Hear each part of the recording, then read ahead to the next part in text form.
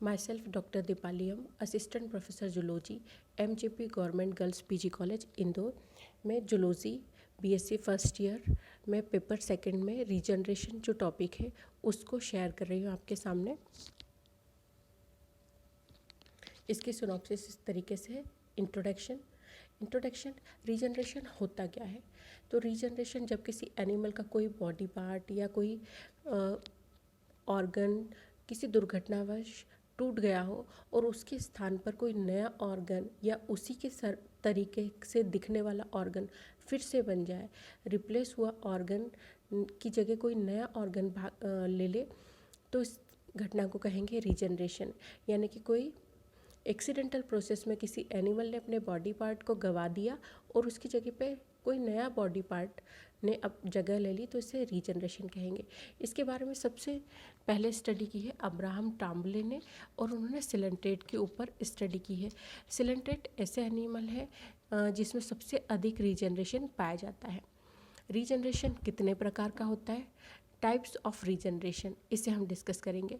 एपीमॉर्फिक regeneration mostly हमें दिखाई देता है, जिससे घरों में लिजार्ड में ओरिजिनल जो टेल पाई जा रही है वो कुछ समय तक दिखाई दे रही है, फिर ऐसा हुआ कि वो ऑटोटोमाइज हो गई, टूट गई, फिर उसके बाद कुछ समय तक सिर्फ हेड और बॉडी का जो है मिडिल पोर्शन वो दिखाई देता है, फिर टेल पोर्शन नहीं दिखाई देता। कुछ समय बाद फिर टेल रीजनरेट होकर फिर से दिखाई देने लग जाती है। यानी कि जो बॉडी पार्ट टूटा फिर से वही बन रहा है, तो इसे एपीमॉर्फिक रीजनरेशन कहते हैं। दूसरा होता है हेट्रोमॉर्फिक रीजनरेशन। हेट्रो का मतलब है विषम और मॉर्फिक का मीनिंग होता है आकारिकी। ऐसा ऑर्गन जो देखने में सिमिलर नहीं है, जो पहले ऑर्गन था उसके स्थान पे किसी दूसरे ऑर्गन ने ले लिया या किसी काम चलाऊ टेम्परेरी ऑर्गन ने जगह ले ली, तो इसे हेट्रोमॉर्फिक रीजनरेशन कहते हैं। एग्जाम्पल प्लेनेरिया में आई जो है एक टिपिकल ऑर्गन होता है। आई का दोबारा बन पाना पॉसिबल नहीं होता है। मान लिया जाए प्लेनेरिया ने किसी एक्सीडेंटल प्रोसेस में अपनी आई गंवा दी, तो उसकी जगह पर गैंग्लियॉन्स का बंच बन जाता है। गैंग्लियॉन्स के बंच को बांधे हुए पेडंकल बन जाता है, और ये जो है गैंग्लियॉन्स का बंच और पेडंकल एक टेम्परेरी आई की तरह जो है विज़न में मदद करते हैं, तो इसे कहते हैं हेट्रोमॉर्फिक रीजनरेशन। इसका बेस्ट एग्जांपल है प्लेनेरिया। इसी तरीके से एम्फीबियंस में भी आई में भी इसी तरीके का हेट्रोमॉर्फिक रीजनरेशन होता है। मॉर्फोलेक्टिक रीजनरेशन, ये रीजनरेशन का थर्ड टाइप होता है। सबसे ज़्यादा देखने को मिलता है ये हाइड्रा में और इकाइनोडर्मेट एनिमल्स में। हाइड्रा मान लिया जाए, ये जो डायग्राम है इसके द्वारा शो हो रहा है। हाइड्रा जो है इसके बॉडी पार्ट में अपर पार्ट और लोअर पार्ट को दो भागों में डिवाइड कर दिया है। अपर पार्ट ने नीचे वाला पार्ट लोअर पार्ट को फिर से बना लिया, और लोअर पार्ट ने अपर पार्ट को फिर से बना लिया।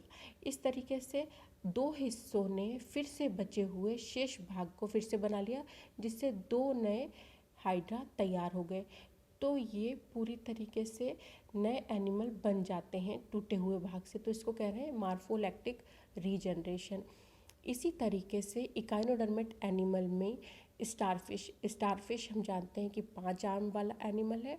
5 आर्म्स में से इसकी प्रत्येक आर्म्स पर एक कट लगा दिया, जिससे 5 आर्म्स और एक सेंट्रल डिस्क वाला एरिया जो है वो छठा भाग हो गया। ये छठे भाग, ये पूरे जो 6 भाग हैं, 6 पार्ट हैं, फिर से 6 नए एनिमल बना लेते हैं, तो इसको कहेंगे मॉर्फोलेक्टिक रीजनरेशन, यानी कि पूरा एनिमल फिर से बन जाना। देन सुपरमॉर्फिक रीजनरेशन जीवों के शरीर में पुनर्जनन के द्वारा अधिक संख्या में अंग या भागों के बनने की प्रक्रिया को सुपर रीजनरेशन कहते हैं। एग्जाम्पल है इसका हाइड्रा, अर्थवॉर्म, प्लेनेरिया और स्टारफिश। इसमें भी सुपरमॉर्फिक रीजनरेशन होता है, यानी कि एक सुपर टाइप का रीजनरेशन।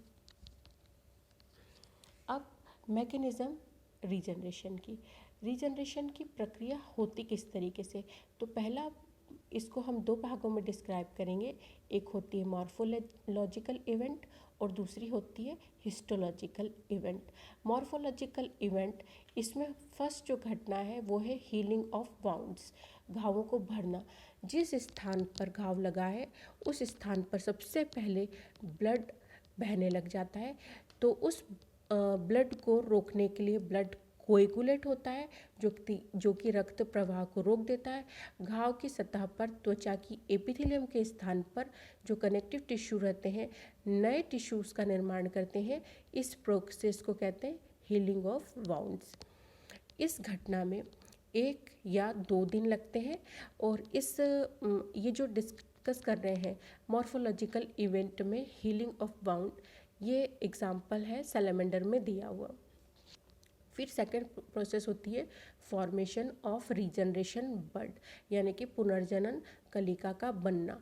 जब घाव भरने के लिए घाव को भर दिया जाता है 1 या 2 दिन बाद, तब उस जगह पर जहाँ रीजनरेशन बड का निर्माण घाव की सतह पर कोशिकाओं के एकत्रण से होता है, इससे घाव के ऊपर एपिथेलियम कोशिका का एक स्तर बन जाता है जिसे कहते हैं ब्लास्टेमा या रीजनरेशन बड।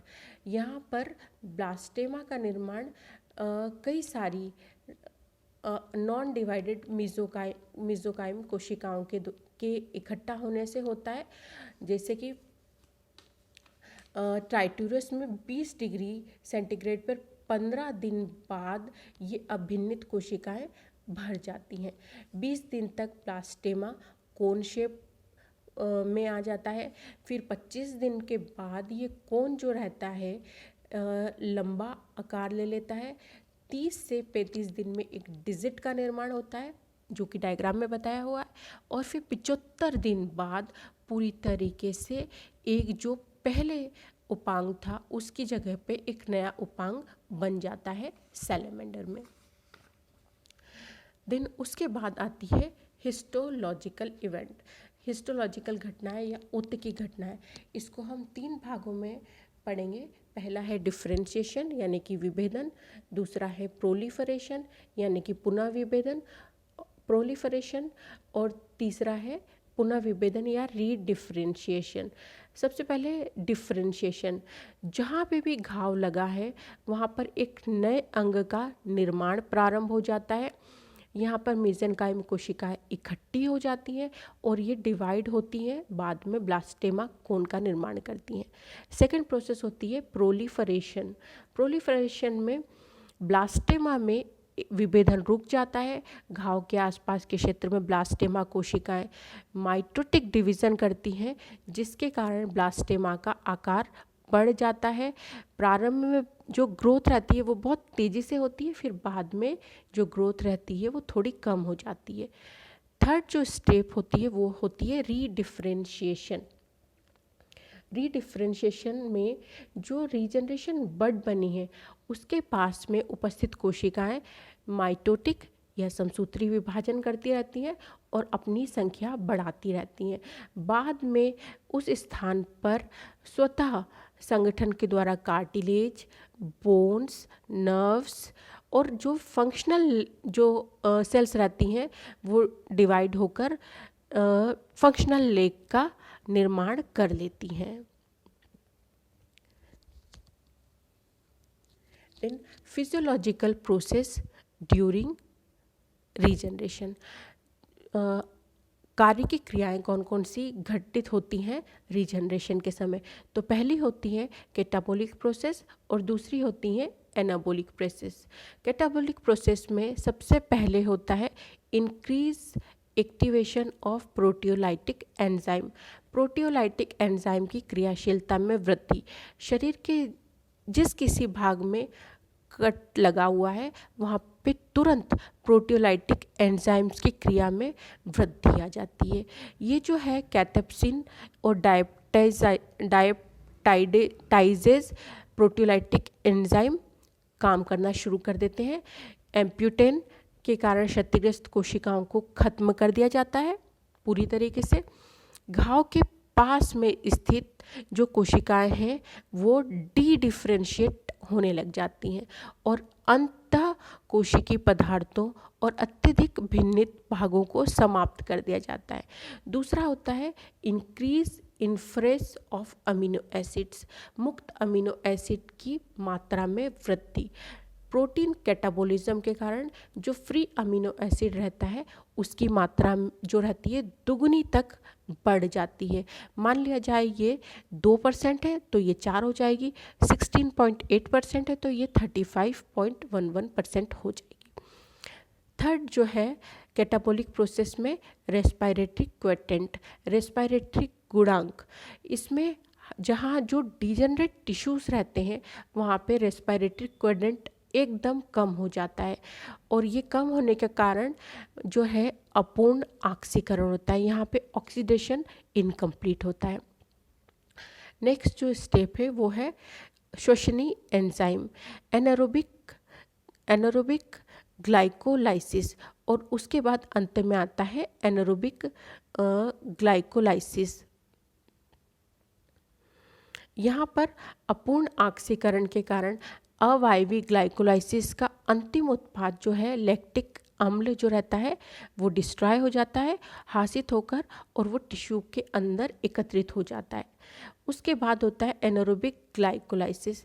एनारोबिक ग्लाइकोलाइसिस जो रहते हैं पुनर्जनन में या रीजनरेशन में विशेष तरीके का बिहेवियर शो करते हैं। जैसे रीजनरेशन की प्रारंभिक अवस्था में साइटोक्रोम ऑक्सीडेज कम स्तर पर सक्रियता दर्शाने लगता है, फिर उसके बाद पीएच कम हो जाता है और जो ऑक्सीजन की जो फ्रेश या परिशुद्ध ऑक्सीजन की खपत कम हो जाती है।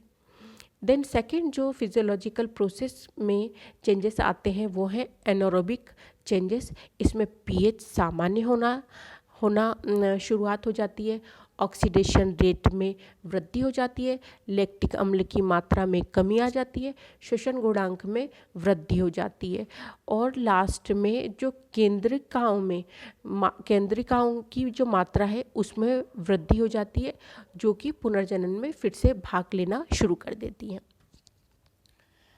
देन उसके बाद रीजनरेशन इन डिफरेंट एनिमल, हर एक एनिमल में रीजनरेशन पाया जाता है, चाहे वो कम मात्रा में हो चाहे ज़्यादा मात्रा में। इनवर्टिब्रेट एनिमल्स में भी हमें रीजनरेशन देखने को मिलता है। इनवर्टिब्रेट एनिमल होते क्या है, तो वो सारे एनिमल जिनमें वर्टिब्रल कॉलम,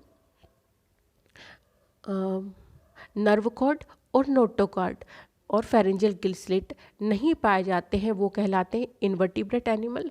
इसके डिफरेंट फाइलम हैं जो कि protozoa, porifera, coelenterata, platyhelminthes, nematoda, annelida, arthropoda, mollusca और इकाइनोडर्मेटा एक्सेट्रा है।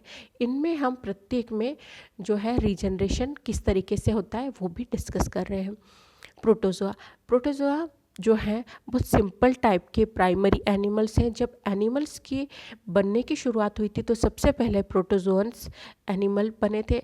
इनमें बहुत सिंपल टाइप का सिस्टम पाया जाता है, शरीर को घेरे हुए एक वॉल पाई जाती है और वॉल के अंदर दो तरीके के लिक्विड पाए जाते हैं जो तेज़ी से बह सकता है, उसे कहते हैं एक्टोप्लाज्म, जो कि पानी या दूध की तरह बिल्कुल पतला होता है। दूसरा होता है एंडोप्लाज्म जो जेल या जेली की तरह होता है, ये एक्टोप्लाज्म के अंदर पाया जाता है।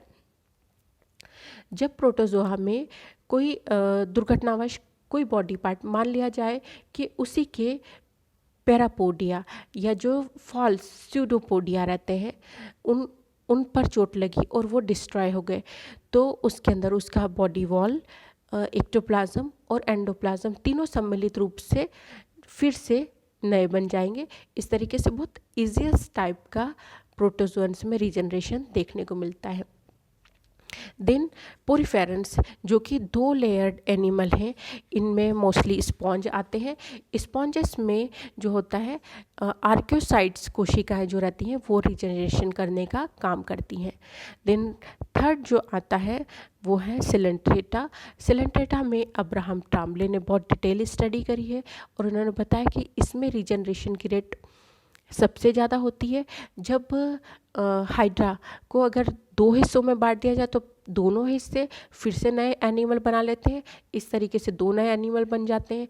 अगर उसमें हॉरिजेंटल कट लगाया या वर्टिकली कट लगाया, किसी भी तरीके से किसी भी भाग को कट करके रख दिया जाए तो फिर से बचा हुआ भाग फिर से बन जाता है।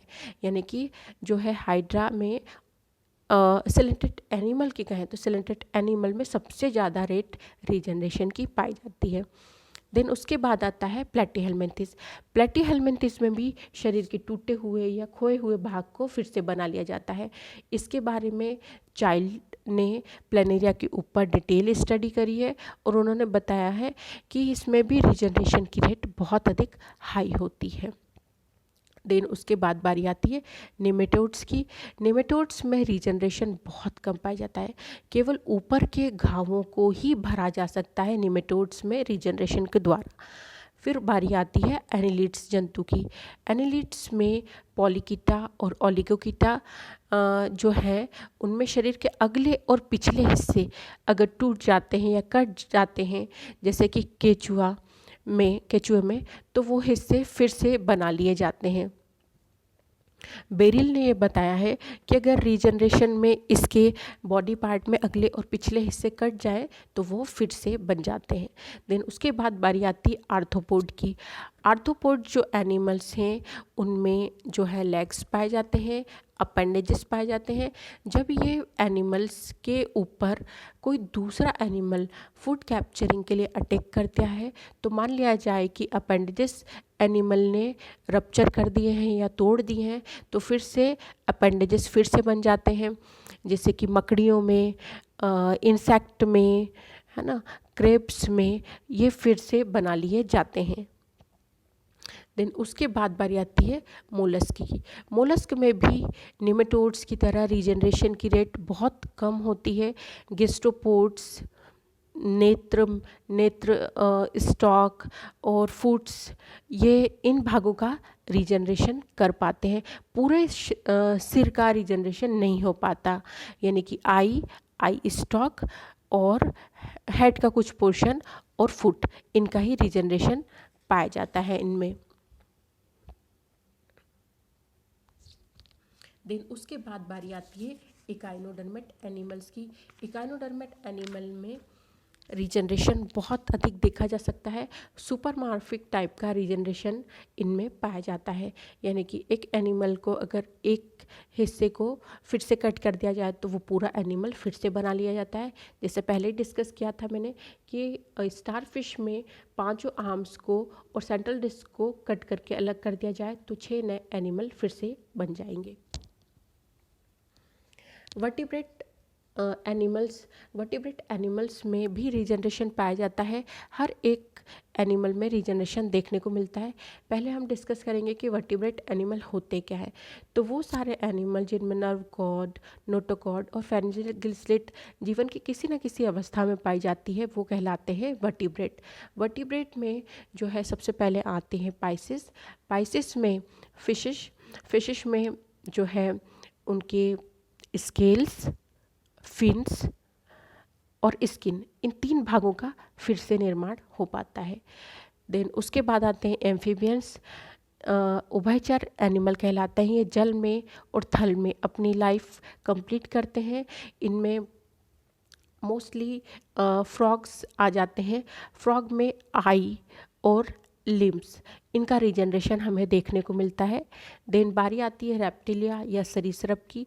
रेप्टिलिया में स्किन, पूरा स्किन जो है वो निकाल दी जाती है, जिसे कहते हैं स्किन इरोजन या इग्डाइशन। फिर ये स्किन फिर से बन जाती है, जैसे कि सांपों में देखा जाता है कि उनकी पूरी स्किन कांचली को छोड़ दिया जाता है और फिर से नई स्किन उस जगह पर आ जाती है।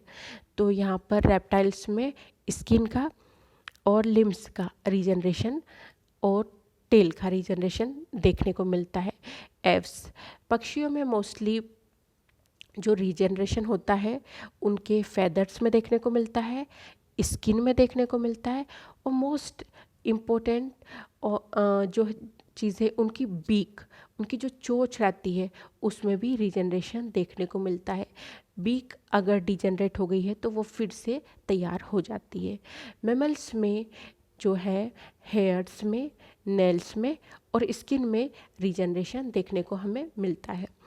अब फैक्टर्स इन्फ्लुएंसिंग रीजनरेशन, रीजनरेशन को कौन कौन से फैक्टर प्रभावित करते हैं? तो सबसे पहला फैक्टर जो है फूड।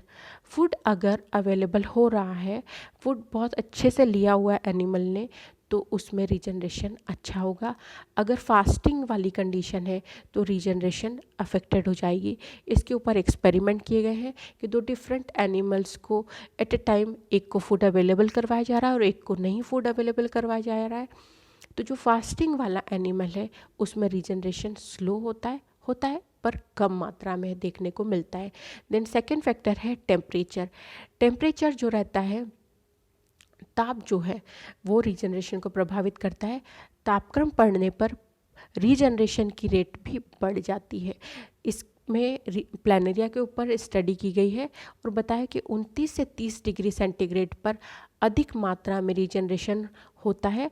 32 डिग्री सेंटीग्रेड से ऊपर अगर ले जा रहे हैं तो वो एनिमल के लिए लीथल या घातक साबित होता है। देन उसके बाद बारी आती है रेडिएशन की। जब एनिमल्स की कोशिकाओं को ब्लास्टेमा जो रहती हैं अल्फ़ा किरणों से अफेक्टेड होती हैं, तो यहाँ पर माइटोसिस या सेल डिवीज़न जो है रुक जाता है। एज बढ़ने पर रीजनरेशन प्रभावित होता है। जब एनिमल यंग वन होगा तो उसमें रीजनरेशन की रेट हाई होगी, और एनिमल की एज बढ़ गई है तो वृद्धावस्था में रीजनरेशन कम देखने को मिलेगा या स्लो रेट रहेगी। सेल जो रहेंगी वो धीरे धीरे ग्रोथ करेंगी। इसमें नेल्स में, हेयर्स में, स्किन में धीरे धीरे रीजनरेशन होता है मनुष्य में, यही कारण है। देन नर्वस सिस्टम और इलेक्ट्रिक करंट। नर्वस सिस्टम यह इसमें तंत्रिका तंत्र जो रहता है रीजनरेशन को प्रभावित करता है। यदि एनिमल की प्रारंभिक अवस्था में नर्वस सिस्टम को डिस्ट्रॉय कर दिया जाए तो एनिमल में जो ऑर्गन्स हैं, किसी भी ऑर्गन की बात करें, जो भी डिजनरेट हुआ था उसका फिर से रीजनरेशन नहीं हो पाता, यानी कि नर्वस सिस्टम का ब्रेकेज जो है रीजनरेशन को रोक देता है। देन उसके बाद बारी आती है इलेक्ट्रिक करंट की।